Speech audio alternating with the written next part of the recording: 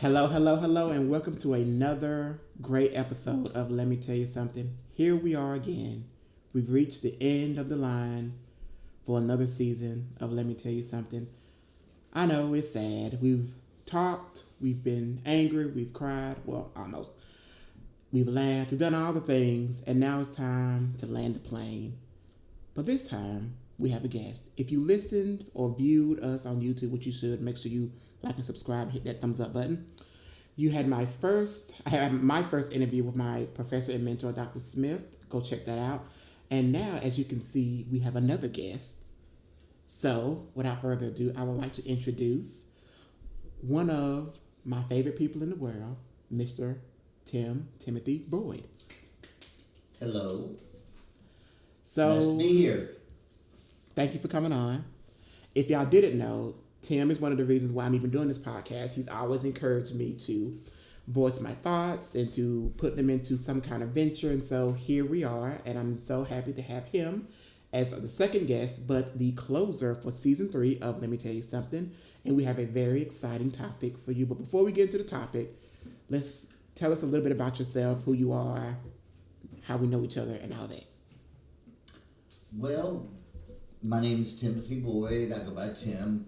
And I am from Lafayette, Alabama, which is spelled Lafayette, but everybody in Lafayette calls it Lafayette. So I lived there until I was in second grade, moved to Montgomery, lived 7 years, and then moved back to Lafayette and finished 10th, 11th, and 12th in Lafayette. And then got out of there as soon as I could after high school. But I am proud to be from a small town, and I'm glad I got the experience to live in a little bit larger town. Montgomery was quite a nice place to live during what I call my formative years. And I got to go to big schools and mesh with lots of different types of people. And I found that I prefer that to small, closed-off type communities, except being in a small town has its advantages too, I do say. But now I'm 60. I've done hair, been a hairstylist in the Opelika, Auburn area for 40 years now. And so... and one of my favorite hobbies is musical theater. However, I don't do much of that anymore. And why is that? Well, I just have a poor memory now for lines. It doesn't seem like I can remember my lines too well now. And that's important because you don't want to let down your fellow cast members by blowing the lines, because every character depends on the other character getting their lines correct. Well, I will say I did see a video of him as Rooster in the play Annie, and he was the best Rooster that I've ever seen. So he'll always be Rooster to me. Well, thank you, Deldrian. I really appreciate that. That was my very favorite play that I ever did, and my favorite character, and I got to play that character twice. I got to play it in my 20s, and then I got to play it in my, I think, late 40s. You had to really stretch those acting skills for playing Rooster, didn't you? Yeah, no, not really. I found it was pretty easy to play a villain. So, Tim just said that he's 60 and I'm 30. My birthday is this weekend, so I'll be 31. But by the time you see this episode, I will already be 31. So today's topic is all about generation gaps. So we're going to just talk about our particular generation gap and just our overall thoughts about my generation, which would be millennial. I'm a young millennial, and Tim is an older, like early, was it Gen X? Mm-hmm. So that's kind of cool that he's at the beginning of Gen X and I'm towards the end of millennial. So Tim was born in 1965. So tell us a little bit about, so your childhood really would have been mostly in the 70s, because the last 5 years of the 60s. So tell us about how your childhood was and how life was as a child growing up in the 70s. Well, it was great, actually, looking back. Of course, when you're in your childhood, it always seems to be harder than looking back on it. Then it seems fun.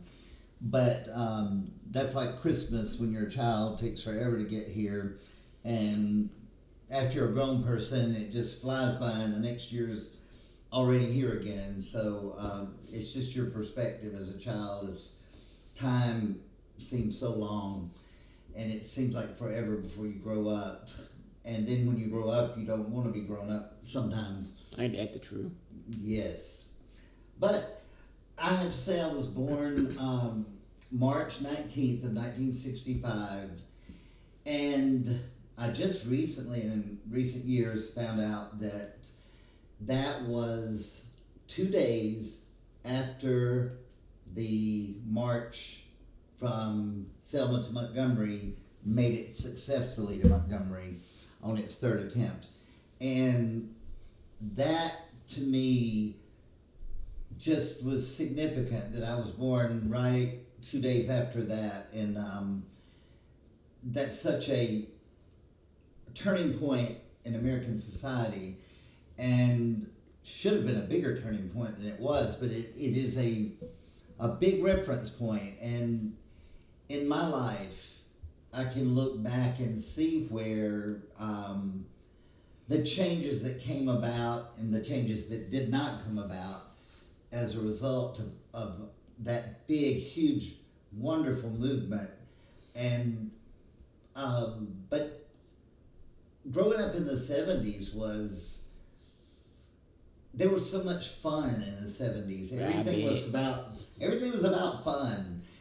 We didn't have near this much technology, and I always liked gadgets, but it was not computer gadgets at the time. Which I had a TV, obviously.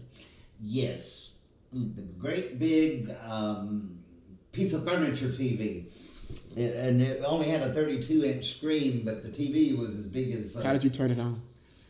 Oh, you got your butt up and you walked over and you turned a knob. Oh, we did not have even remote control. So none of that, hand me the remote, you had to actually get up and... But let me tell you, before a certain technology ever comes, you don't miss what you don't know. That's true. And so, but then once you have it, you can't imagine life without it. Yes. I would say. But yeah, growing up was fun. I had a big brother.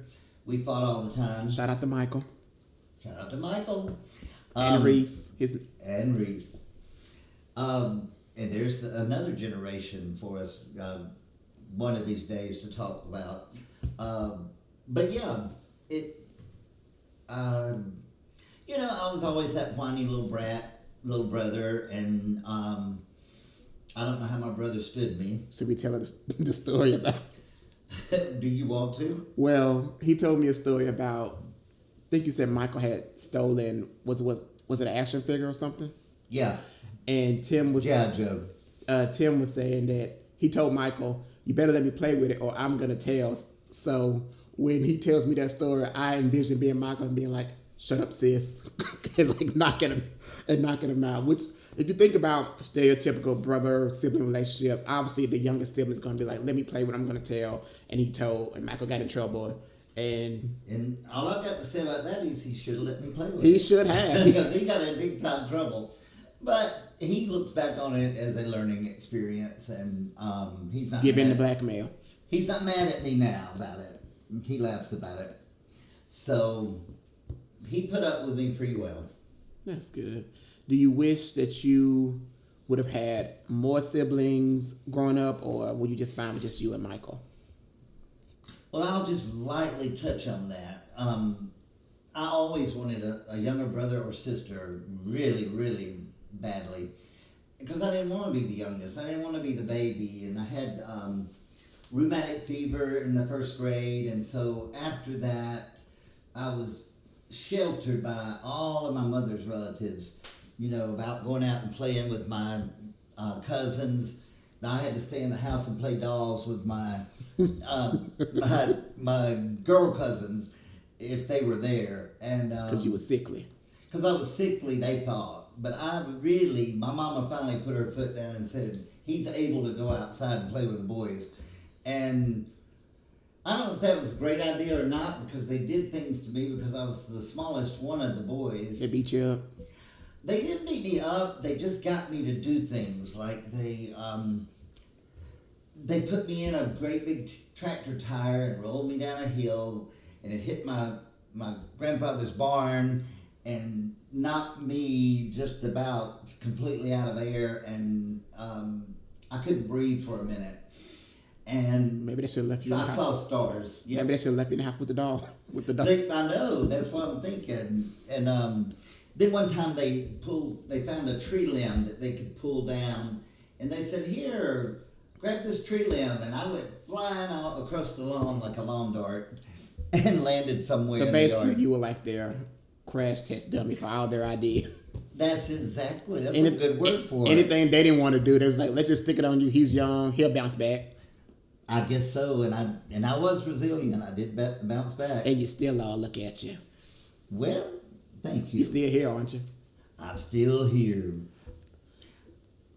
But what about you? What was your childhood like? Because you grew up basically in the 2000s, didn't you? Because I mean, if you were born in '94, I was born in 1994, and so I'm trying to think. I do remember one of my earliest childhood memories. I remember, well, two things. One, I had this little bitty swimming pool in our front yard, and I would be out there in that pool. It was just like, you've seen kids' little pool. It was just real small. It couldn't have been about like an inch of water, but you would have thought I was in the ocean. the way I was splashing around. And then I also had it wasn't a remote control. It was a charger up Harley Davidson red motorcycle, and we had a lot of gravel in our house. And when I tell you, I rode that motorcycle from sunup to sundown the only way I would get off was when it needed to be charged. I would ride it in that. And you would think when I grew up with I'm not technically, I've said this before, I'm not technically an only child. I do have an older brother, but I was raised by myself because me and my brother have different mothers, the same father. And so I grew up a lot with my cousins, and my cousins were into four-wheelers and all that. And I'm not a rough and tumble. I wasn't a rough and tumble kid then, and I'm not a rough and tumble adult now, unless you piss me off. Then but anyway, so I didn't do, me on the little Harley was like the most that I was out there doing. But I did like to go out and play. I remember, I like cats now, but another memory I have is there was a cat, and I was following it. Now, why I decided to follow a cat under a house, I have no idea. Also, you could see that I wasn't being properly supervised, because why was a child following a cat underneath a house? Like underneath the house, there's like a little opening. So I'm crawling up under the house. God knows what's up under there. And the cat turned around after a while and scratched me like, leave me alone. And it scratched me all down here. And that really hurt my feelings. But in hindsight, I'm on the cat side, because why are you following me? So, but I love cats now. But I would say I was a sensitive child, very shy, very sheltered.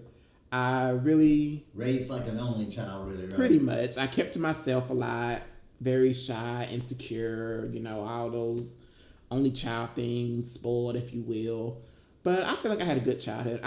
That's why I really developed my love of TV, because I spent a lot of time by myself, so I would love to watch TV and movies, and that's why I just loved going to the movies and doing all that stuff. And that's also where I discovered my love of reality TV, which I was very much probably should not have been watching any of this. If you think of early 2000s, you think of Flavor of Love, Rock of Love, The Bad Girls Club, all these shows that were iconic early 2000s shows that probably me at 10 years old, 12, 13 should not have been watching adults. But I didn't have no concept of any of that. I was just, watching entertainment. So I would say I had a pretty good child. I don't think there's anything about my child. I think the only thing, I don't even know if I would change that, because I think you go through things and that shapes you, but you can also learn from it. So do I wish I was more confident and more secure back then? Maybe, but also if I hadn't went through that, I wouldn't be who I am today. And I happen to like who I am today. So I was talking about my love of TV and all that. Something else that I love which I wasn't that big into back then, but I love now, is music. And even though we have a big age gap in between us, we actually have very similar musical tastes. So you had the privilege of growing up in the 70s, 80s during the peak of artists like Whitney Houston, Michael Jackson, Madonna, during like the time where they basically, Janet Jackson, Sade, like the time when they exploded. So what was that? Take us to those moments of, were you fans of these artists? What was it like to see their rise? And who were some of your favorite artists during that time? Well, before I do that, I just want to make one quick comment about your Harley Davidson. Oh, Lord. It reminded me of my childhood and how cheap my parents were. They loved us, but you were treated like an only child and had a little Harley Davidson that was charged up. I didn't even get a big wheel, and all the kids had a big wheel. Except for you. And I would beg to ride them, even when they got what they called a flat tire from skidding on brakes. And I would ride it with a flat tire and just be grinning. But I picked at my mom a lot once I was an adult. We'd be shopping or something. I'd say, I didn't even get a big wheel. Did Michael get a big wheel? No. Well, at least, so nobody got a big wheel. Oh, no. Nobody did. He just didn't complain about not having a big wheel. He was old enough that he was too old to ride a big wheel, I think, by the time they came out. Do you But think? I don't think they make big wheels anymore, do they? Does anybody know? They do make big wheels, okay? Do you think your life would have been altered differently if your mother had got you that big wheel? Got me that big wheel? I doubt it. I probably would have gotten into even more trouble than I did. I will say, piggybacking off of that, what I just asked him, there is a moment where I wanted to be, I told you I wasn't a rough and tumble kid. I did want to be a Boy Scout, primarily because I wanted to learn how to shoot a bow and arrow. And they had a Boy Scout meeting at school, I think it was after school, and you had to get your parents to sign you up and take you and all that. And at the time, my mom and dad were working, and my mom was at work, so she couldn't take me. And my dad said he had been at work all day. When he picked me up from school, he was not going back out to the school. And so that potentially could have altered my trajectory of my life, because I could have been a Boy Scout. I may have liked it, I may not have, or I could have been a rough and tumble adult. You never know. I could have been a mountain man. You never know. And we'll never know. Well, I was a bedwetter, so I couldn't be a Boy Scout or a Cub Scout because I went to bed until after I was in 6th grade, and I was terrified, to be a Boy Scout and go on a camping trip and wet my sleeping bag, urinate all over the place. When the people sleeping bag during the trip. Yeah, or my own or whatever, but that was something back then you didn't even discuss with other people. Being a bedwetter? It was a shame to be a bedwetter back then. People talk about it now, and I think that's very healthy. I mean, some adults wet the bed, because sometimes you sleeping hard and sleeping good. Well, my mother never made me or my brother feel subconscious about it. And I know it was hard to keep up with the laundry from 2 bedwetters. I hate to tell on my brother, but we were both. Sorry, Michael. I think he outgrew it at an earlier age, though. But I think it was hereditary or something to do with it has something to do with your sleeping pattern or your bladder or something. Anyway, we couldn't help it. A quick little funny story about that is my mama took us to a psychiatrist one time, or a psychologist. Was it that serious? Well, somebody told her that they could help. That it might be psychosomatic. Like hypnotize you out of it or something? Well, they thought maybe we were doing it on purpose. So who would do that on purpose? I know. Anyway? But he suggested we take these little purple pills. And what those little purple pills did was it turns your pee-pee purple. And we turned the sheets purple, we turned our underwear purple. We didn't stay on those purple pills too long before my mama thought that was a bunch of crap. But, and luckily she had good sense to realize it. But, little side note, I was in like 1st or 2nd grade then, and I thought that it was really cool, so I told the little boys in the bathroom, I said, watch this. And I started being purple in front of them, and they're like, wow. So that's just a little funny story about that. But back to music, though, because I know we want to talk about music.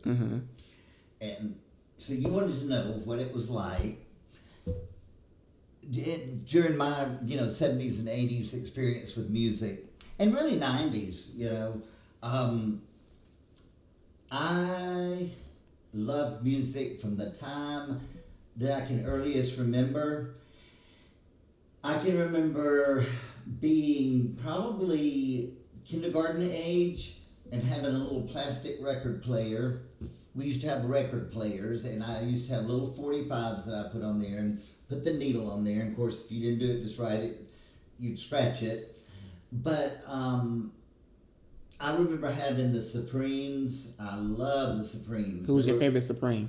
Diana Ross. Diana Ross by far. I mean, I didn't know any of the other names. Sorry, Mary and Flo.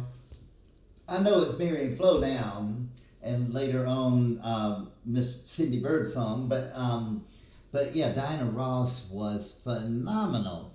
And when I first heard that they were breaking up, I can remember we were riding in the car, and I remember we were crossing a bridge even. And when they said it over the radio, AM radio, which is another whole story, that was horrible. But I just looked around and I said, what? Why would they ever break up? They're so wonderful. Why wouldn't they want to stay together?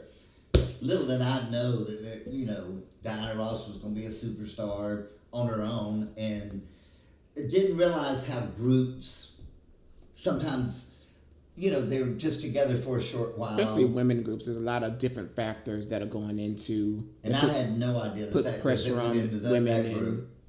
I had no idea that. But I liked, I liked a lot of pop music. I liked actually a little bit of country music at the time, but I later didn't like country music until I was in high school. So from probably I never really loved country music, and I didn't appreciate country music until years later. And I just have to say, I think it's great that we see so many people of all different ethnic backgrounds doing country music, which has always been a part of every culture in America, and even other countries have something to add to country music. It's still not my very favorite music, but when it's good, it's good.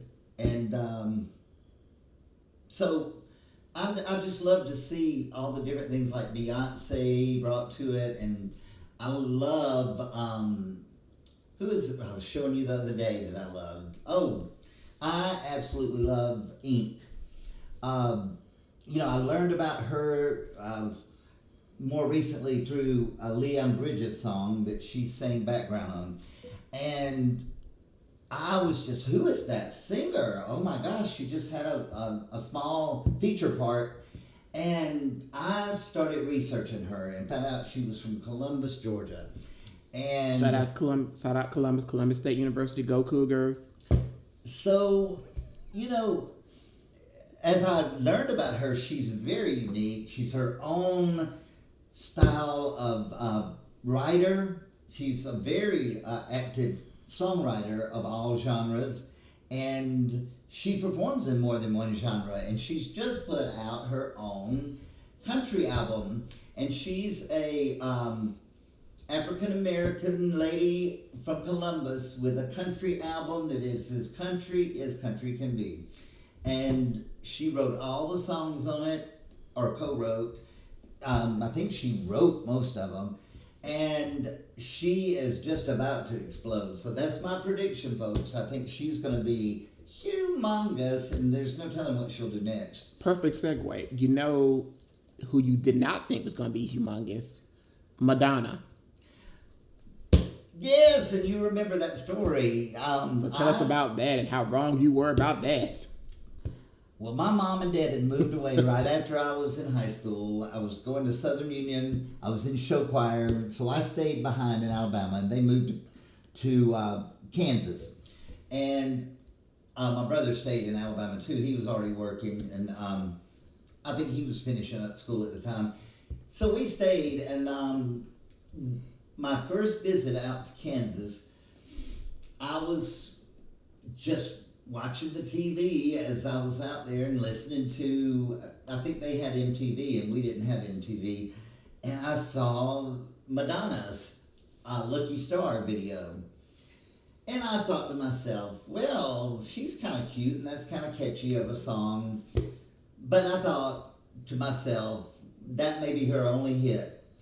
And I was so wrong about her. It was her first hit. It was it her first I hit? think it was her first, like, big hit. It's the first one I was aware of. Then I found out later she had 2 songs out before that. Everybody, and probably think Burning Up, maybe. Yeah, Burning Up and Everybody. So I somehow didn't, either I didn't hear it or wasn't aware, because back then we listened to the radio. By then it was FM radio, thank God. But now FM radio is not what you want. You want streaming. So I've watched platforms go from, 8-track tapes and albums to cassettes, and 8-tracks were, But at the time, it allowed you to have portable music, because otherwise you would have been tied to a phonograph, which could not be. You couldn't move a record player around, because if it bounced at all, it skipped and scratched. And so the tapes allowed you to go places, but they were real muffled sounding, and we didn't know that. What you don't know is what you don't know, though. So you didn't know there was a lot better. And if you wanted to go from one song to the other, you had to fast forward through the songs you didn't want. And I can remember when they came out with a technique where it would automatically sense when that song had ended, and it would stop at the next song when you were fast forwarding. And that was so cool, I thought. But then next thing I knew, we had CDs. And, the first CDs I ever saw or ever heard were on a radio station out in Kansas. When I was visiting my mom and dad, they had a radio station that it committed to all CDs. And they were supposed to be such better sound and all that kind of stuff. And they had not perfected it that time. So about every hour, all of a sudden you'd hear it just go crazy on you. A song would just stop in one spot and go blah, blah, blah, blah, blah, blah, blah, and then it would dead silence, and then your song would start again. And but they soon perfected CDs to where they could be portable somewhat, and they weren't so easily disturbed. And look at us now. Streaming, honey, is the bomb. So speaking of like comparing then and now, how do you think you feel like music has gotten, like the quality of music has gotten better from when you were growing up to some of the artists now? Because I've introduced you. I remember I've introduced you to Megan Thee Stallion, Doja Cat. And you saw them up and coming. I did. You knew that was going to be big. And when I heard them, I was pretty convinced too. But yeah, you introduced me to a lot of new artists. And I think the talent pool, because people are so less inhibited to give their talents a shot now. So I do think it's hard to compete now. Because there's many different, like, it used to be you had to have a label, and now you can have YouTube or TikTok or so many different ways to get your music out there. You don't necessarily need a label to push you anymore. You can drop a TikTok video, it goes viral, and now you're on a main stage. And I think, people may not make as much money as an artist, but if you make it big, of course, you still make a lot of money. But I don't think that all these people that do marketing and producing and all that deserve such a huge cut of the artist revenue.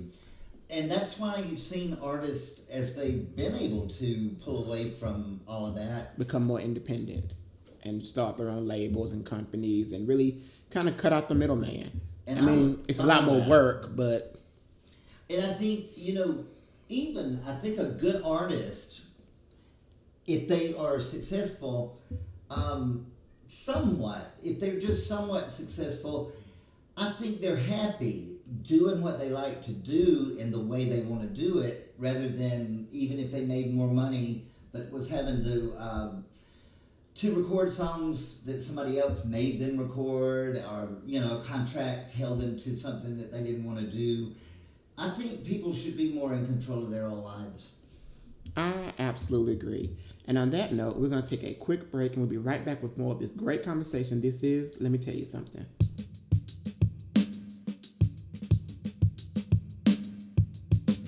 Thank you for joining us over on Let Me Tell You Something. If you've enjoyed what you've heard so far, let's keep that party rolling over on social media. Follow me on TikTok at Deldrian. Follow the podcast page on Instagram, Let Me Tell You Something. And follow us over on YouTube. Make sure you hit that like button, subscribe to the channel, and share it with your friends or family. Now let's get back to more conversation on Let Me Tell You Something.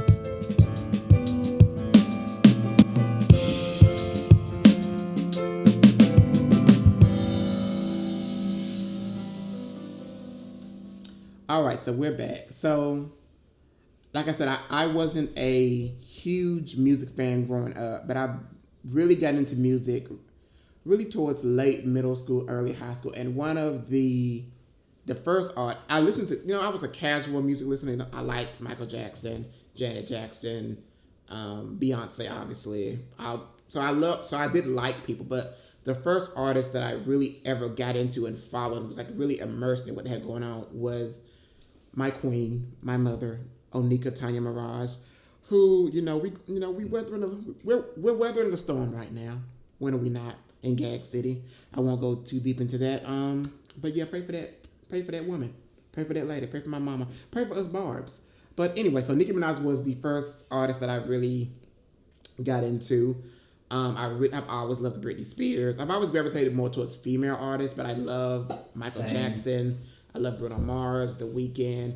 And I just think music has just become just the soundtrack. Music is the soundtrack to our lives.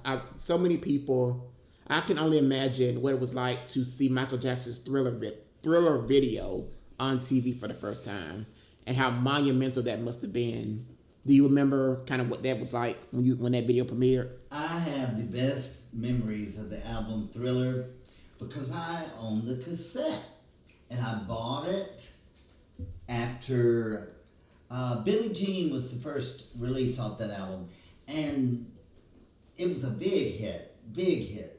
And I remember as December rolled around and we went out for Christmas break at school, and I was in high school then, and probably senior year. At Eastland. Yeah, at Eastland. With Tootie and Blair and Natalie and Joe. Yeah, I went to school with them. And as we went on Christmas break, a friend of mine that was a classmate of mine was going to a girls' basketball game at Auburn. Now, I've only been to 2 women's basketball games, and they were like 20 years apart. And I haven't been in about 20 years to one. So it's been very far apart. But it was, they had a dance squad that came out, and it could have been their cheerleaders, but it was either the dance squad or the cheerleaders, and they did this pom-pom routine to this amazing song that sounded like nothing I'd ever heard, and I was so excited. It was Beat It, and I had to go out and buy the cassette, which was like buying the album then, and I wore that cassette out. Every one of my friends that rode around with me places, I wore that cassette out for a year. I listened to every song on it, PYT, I'm trying to think of the more other songs on it. Thriller. Thriller, of course. I love Thriller. Lady in My Life. Yes, I thought that was on there.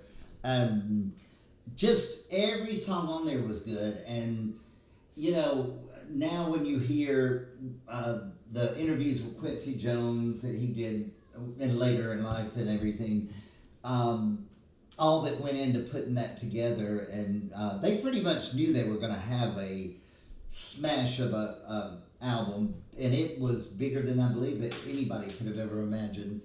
I think it's still to this day the world's best-selling album of all time. Well, and it was just unique that I didn't care if anybody else liked it or not. I was playing it right from the beginning and just wearing it out. So unlike Madonna, who you didn't think was going to become something, you knew Michael Jackson had it, and he was going to be. Oh, I grew up with Michael Jackson. He was just a year or two older than me, maybe 2 or 3 years older than me, and I can still remember the Jackson 5's ABC, and I was a huge Jackson 5 fan, and I can remember their Christmas album, their first Christmas album. Which is every Christmas, and along with my favorite Christmas song ever, What Do the Lonely Do at Christmas, which I'm still trying to find out, what do the Lonely do at Christmas? The Jackson 5 Christmas album, along with Mariah Carey's Christmas album, top tier Christmas records, got to be played every holiday season.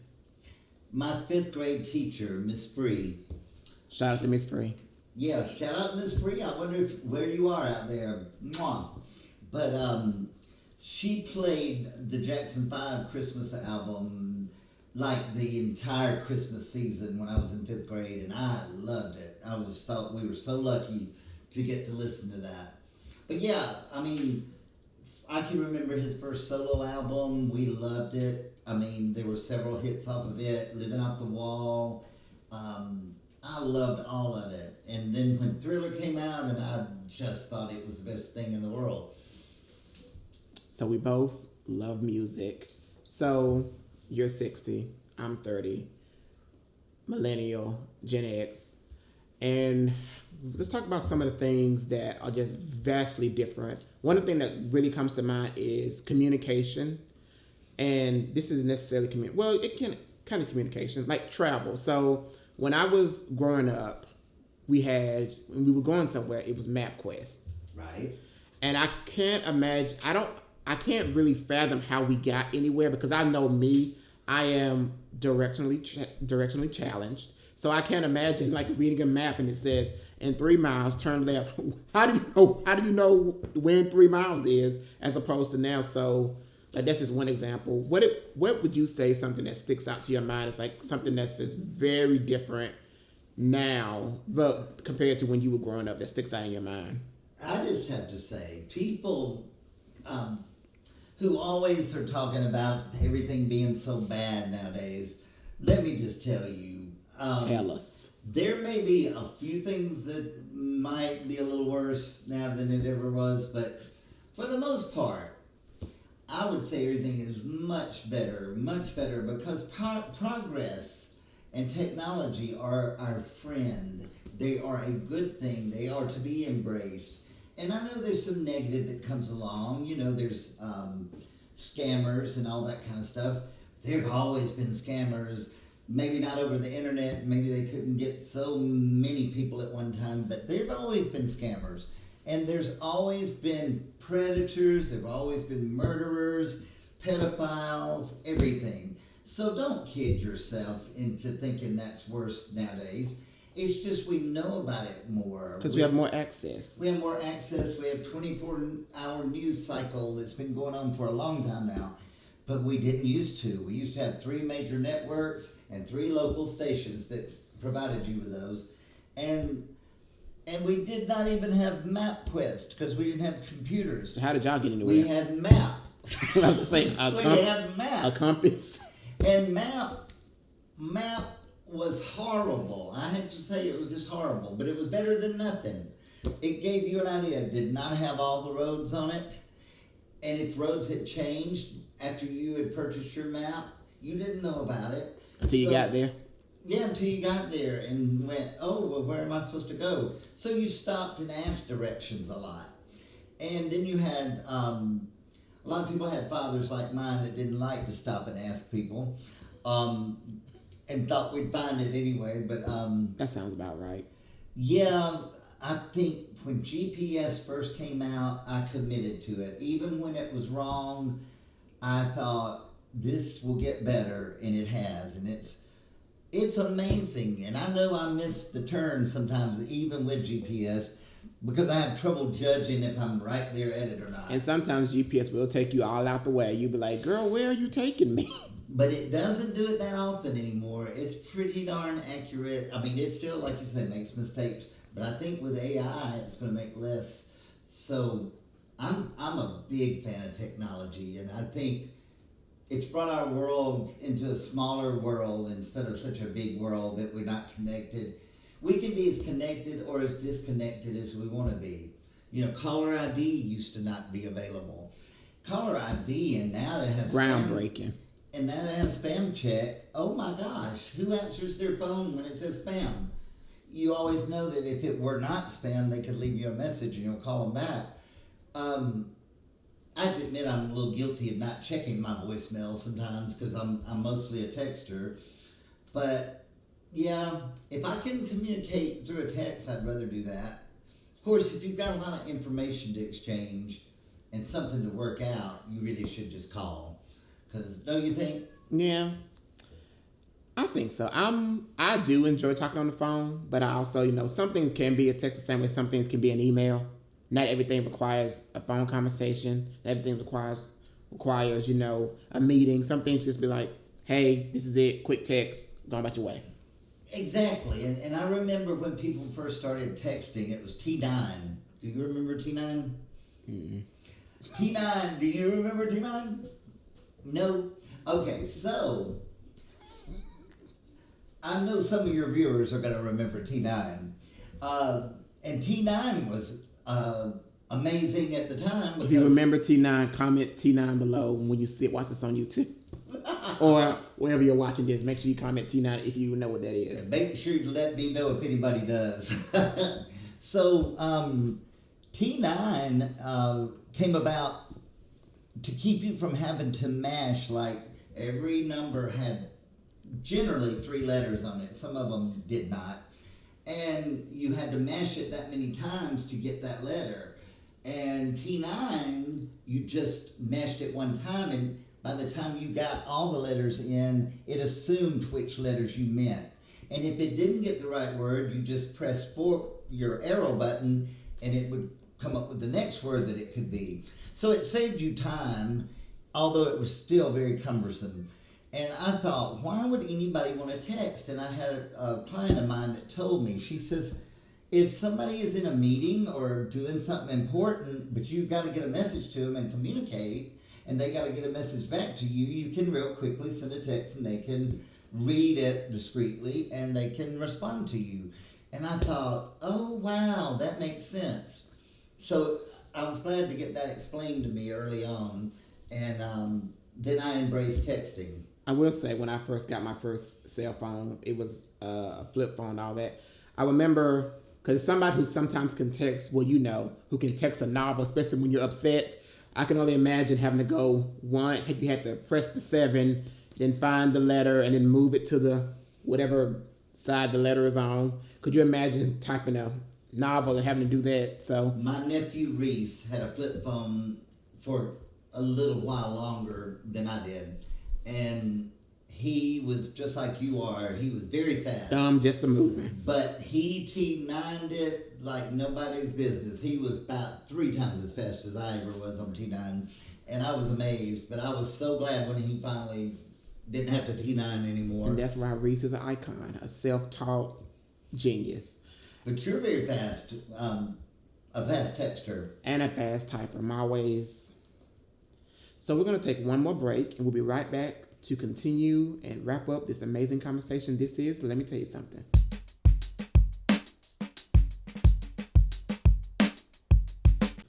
All right, so we're back. So we've talked about things that we have in common, but one thing we do not have in common, as somebody who pretty much has had my whole life on the internet, I remember when I was in 2nd grade, the big thing on, I think it was maybe Fridays, you could use the computer, and when use the computer, and I used to play computer games. I also was one of those people who wanted to paint instead of using the computer, but I love being on the computer. Is the rise of online interactions and online communication. And social media. I am somebody who tries to be connected to a lot of people using social media. That's actually more or less how we met, through online.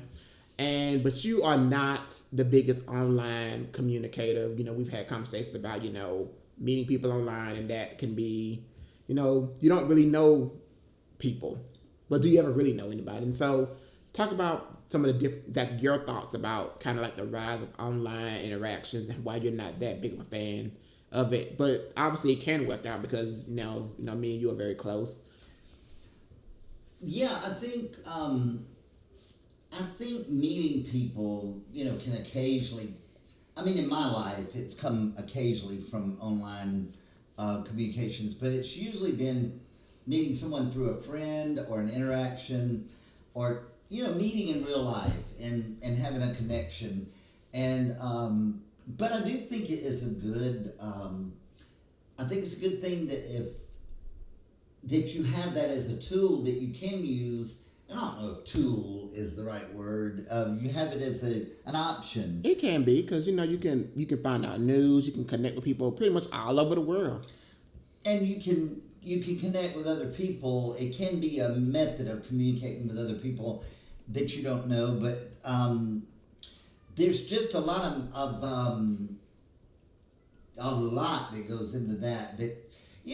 Meeting somebody in person, you can meet a person that's a BSer, and it's so much easier to BS online and to falsely represent yourself. And I don't really understand why, other than insecurity, or if you're trying to get something over on somebody, why you would falsely represent yourself.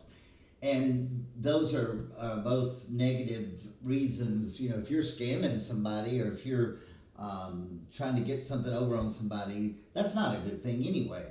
So you're not really getting a relationship out of that. You may be faking some kind of relationship to achieve that. But and if you're trying to present yourself in a way that's not natural and organic, and it's not really who you are, I think that's you're not going to have a true friendship with that person, because when you do meet in person and you do talk, and they find out that you're not what you represented. Because on the internet, you can be whoever you want to be. Yeah. And if you enjoy never meeting and being whoever you want to be on there, I guess that's okay. But I think if you do use those as methods to communicate, you should always try to be authentic and be yourself and seek that out of other people. But you just never know what you're going to get. And I think Facebook, it just blew up on us a couple of decades ago. Has it been a couple of decades? I don't remember when it took off. Do you know? I don't know. I think I definitely had Facebook in middle school, and that was probably 2007-ish. Yeah. So I think it was around maybe 05, 06, maybe, that it took off. And I remember, it was after MySpace. I never had a MySpace. I did. We used to have a whole fights in class about who went somebody's top 5, top 8, top 16, doing everything but our schoolwork. And I was kind of surprised that didn't take off more than Facebook did. But when Facebook came along, people let their MySpace accounts behind, and there was an advantage to Facebook, but it was much more of a plain type interface to begin with. It's evolved into something humongous now. But as it did, I saw people of all ages embrace it. But yet, and I embraced it for a while, but I would just get lost in a black hole of... lost in the scroll. Yeah, lost in the scroll. Exactly. And then I started reading opinions of my friends who just felt that was the place to share their opinions about politics or religion. Or that family drama. Christmas and Thanksgiving are coming up, so make sure you tune into your local Facebook pages to see all the family drama. You go for that scoop of dressing, that slice of turkey, you come back 100 comments later, the good stuff. Yeah, I think they say Thanksgiving has become a political divide with families. And this year, baby, we will have a lot to talk about, so tune in to your local Facebook. But, Facebook, to me, I still have an account, and I still get on occasionally. I still post it occasionally, very rarely. But I certainly don't think it's a good place to post your feelings of deep feelings about things that Because I didn't want to know that about some of my friends. I didn't want to know they felt that way. And the internet is forever. You may think you've deleted something because Facebook will remind me of the time where I could not spell and I was writing in all caps. Not a great era for me, so. Yeah, it is forever. And, people are real quick to side with an opinion on there and to state an opinion. And people are either going to agree with you or they're going to be mad at you for and not like you for doing that. I don't fall out with people that are my friends if they don't feel the same way I do about something. I do. I'm just kidding. But I do think it's like if you walk in on somebody naked, you just never forget that you can't get it out of your head. It's like you can't unsee it. When you see somebody that you really like and respect say something, you're like, oh, like I'm currently going through right now with my mother, the Queen, Nicki Minaj. Pray for me, I'm in mourning. That's a very good analogy. I still love you, mother, but I don't know what's going on, but we're going to get it together in Gag City. Yeah, anyway, continue. You would rather not know that. Yes, auntie not upset, just disappointed. So, continue. Well, that's all I wanted to say, and I think, I know a lot of people who feel similar to that with me, but there's so many people that post a lot of opinions. And the selfies, oh my gosh, I didn't want to know that people were so narcissistic, that they constantly were photographing themselves. Well, if you look good, why not show it? Well, to each their own, I do believe that. But, I just got sick of seeing some people constantly, here I'm eating some Spam. Or, Who's eating Spam? Well, there are people that eat it, but I mean, My I'm dad just eats thinking Spam. whatever they're eating. Shout out to Spam. Yeah. Whatever they're eating and wherever they're eating it. And, photographing their food constantly. Okay, why are you throwing subliminals my way? Because we've been out to eat many a time, and I've already explained this on Deldrian's Foodie Faves. I like to take a picture of my food so I can look at their picture later and relive how good that meal was. Leave me alone. I'd say to each their own, but I'm amused by that part. I am amused by that. He does like to watch me. And you know what? There for a while, I took pictures of my food when I ate somewhere new, and I wanted to share the excitement with everybody else. I thought, oh, let me talk about this restaurant. It's really cool. And now you eat it so fast, ain't nothing to take a picture of. Yeah, I eat it up before you can see it. Yeah. So, to kind of land this plane, what would you say, from your observation as early Gen X, would be something that you love about millennials and something that you don't love? And then I'll do the same for...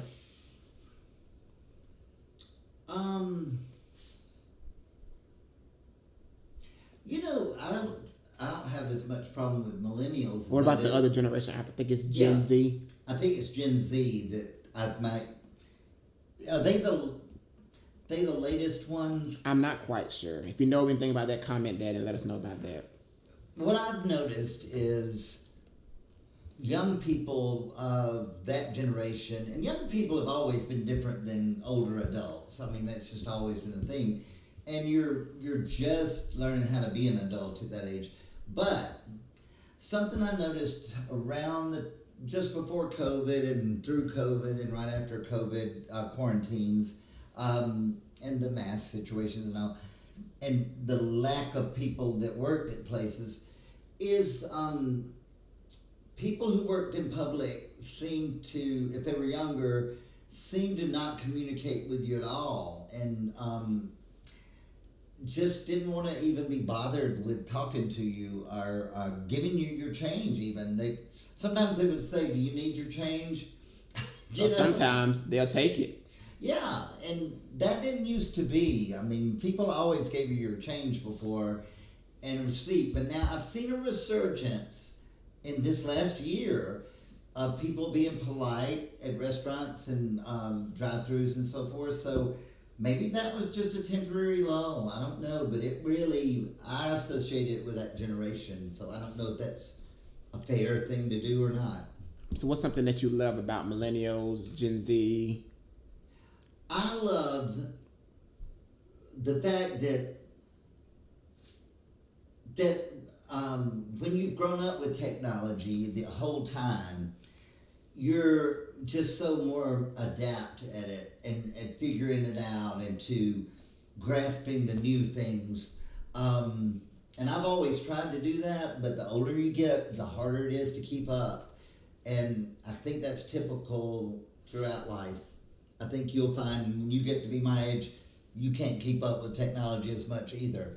Because it's always going to advance. Always something new going on. I mean, don't we still see it growing by leaps and bounds? Yeah.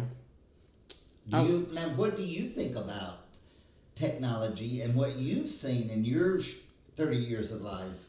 I've said numerous times, like, we're in a digital age where we have the opportunity to be, we're more connected than ever, but also so disconnected. I think because we are more online, more than we've ever been, we treat people more disposable because we're not really seeing people as people. We're seeing people as just like these digital avatars, not real people. And so you can leave a comment and not even put who you really are. You can say things at an instant. Everything's at your fingertips. And when everything is so accessible, it seemingly means less. Like, you can leave a comment about somebody, but you don't really, in your mind, correlate how somebody may read that comment, how that may affect them. So that's what a negative. But also, you can connect and learn so many I would not be the person that I am today without some amazing people who have put themselves out there online to educate. People like Amanda Seals and, Lord, I'm trying to now see. This always happens, but off the top of my head, I lose my train of thought. But Amanda Seals definitely is the one that comes to mind. Angelica Ross, T.S. Madison, just trailblazers, people Who's who. the one cut all of her hair off? She used to have a cable show, and you said that you're Francesca. Oh, Francesca Fran from the MTV's Dakota. She's another great one. So there's so many people who have built their platforms and continue to educate people. So that's been one of the great things. What I love about the older generations, I think that I'm trying to make sure I put it the way I want it to be. I feel like I'm not going to say they were more resilient. I just think because, they didn't have some of the things that we have now, I think that they probably could handle more than we can. And I think in that flip thing, we can handle more than y'all could because we have more of, I think they weren't really talking about mental health back then. That wasn't a thing of like your mental health. I need a mental health break. So I think in that way, resilience is something that is needed. But I also think that sometimes your generation, older generations can look down on us for prioritizing our mental health, for prioritizing things that you're like, well, in my day, we had to just rough it out. That's because you didn't have a choice. And now we do have choices. So you hear that from people of my generation. Mm-hmm. You don't hear that from me, though, right? No. Because I don't feel that way. I'm like you. I think that's something we share. I think as life goes on, life is supposed to get easier, not harder. And for someone like you, a 60-year-old, should be glad that there are younger people who don't have to go through the same things that you went through that may have been challenging. And I've always said there are two kinds of people in the world. People who go through things and say, because I went through it, you need to go through it too. You need to struggle. And there are people like, I went through this. I don't want you to go through this. Let's see how we can make sure that doesn't happen. And I hope that you are the latter and not the former. And I hope you've enjoyed this conversation. I'm so thankful that you came on as my guest. Do you have any closing remarks before we wrap this thing up? One thought that just stands out to me that I would like people to ponder, and I think you agree with me on this too because we've talked about it. When you do comment on something, whether you be on YouTube or Facebook or Instagram or what are some more platforms? Snapchat, TikTok. When you do comment... X and Twitter, right. When you're commenting on which is something, a cesspool of evil, by the way, but that's neither here nor there. Whether it's a famous person or whether it is somebody you know in person that's not famous, why would you want to negatively comment on something that somebody posted? I mean, especially if it's an artist who has posted a song, a video, or whatever, or a clip from a movie or something, and why would you want to go on and just tear it apart when that's just your opinion? Because obviously other people have different opinions, and it may not be your cup of tea, but just roll on past it. And if it's a comment on Facebook that you don't agree with, roll on past it, because nobody really cares to hear Nobody negative. cares. Nobody cares to hear negative. It Nobody just makes them mad at you. It's not going to change their way of thinking one iota, except they don't like you anymore. So I just would recommend that. It would be a nicer world if we could all be more encouraging. I think when you see an artist you love, support them. Yeah. And the artists you don't like, give them a shout out. Ignore them. Post them on X. Post them on whatever. Say, hey, check out this artist. Spend more time loving the things, the people, placing things in your life that bring you joy. And actually, we have one more guest who's been nipping at the heels to get in here. So would you like to unveil a special guest to close out season 3 of Let Me Tell You Something? Can you see my baby? Come on, baby. He's a little camera shy. See, there go baby.